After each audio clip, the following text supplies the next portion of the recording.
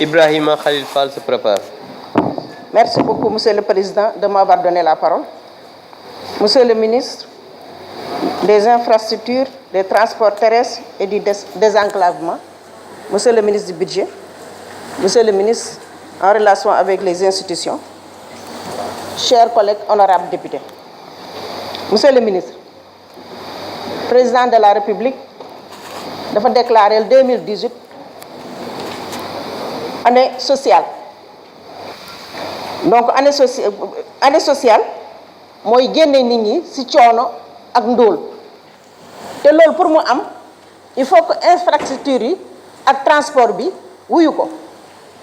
Donc lu ñuy jëkk a wax mooy que dañoo kontaan ndax Diamaguène Sicap Mbao ñetti allée la am, ñetti entrée la am, ñetti tali. Am na tali boo xam ne day jógee ci Foirail au Gros Rimina tali boobu vraiment def nañ ko tali karo baax na tali bi yaatu na defar nañ ko ba mu baax am na ay lampe. Donc activité génératrice de revenu yépp commencé na nit ñi dañuy liggéey ba presque le petit matin parce que dafa leer te tali bi set na bu baax. Mais nag monsieur le ministre soo continuer tali boobu noonu tali bi mën na ne defar nañ ko ba mu baax ba activité génératrice de revenu bi commencé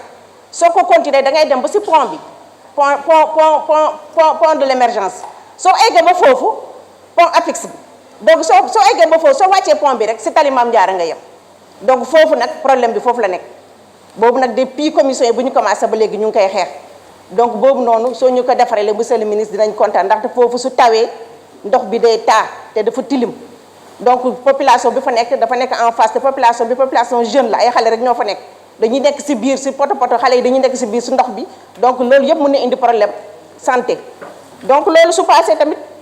ci biir Sicap Mbao bi yeneen ñaari tali mu ngi foofu nga xam ne boobu tali principal la day xar Sicap Mbao ci digg bi donc tali boobu day continuer ba pare séparer cité yi ak jumaa bi donc foofu tamit tali boobu yëpp dafa yàqu dafa cabossé yëpp dafa deñ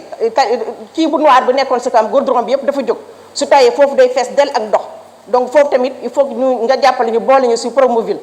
su passé tamit Sicap Mbao ñaar la extension bi ci ginnaaw am na beneen tali bu fa nekk tali boobu tamit dafa yàqu carrément boobu tamit soo su mën a jàppale dinañ kontaan monsieur le ministre. loolu su passé tamit ay passerelle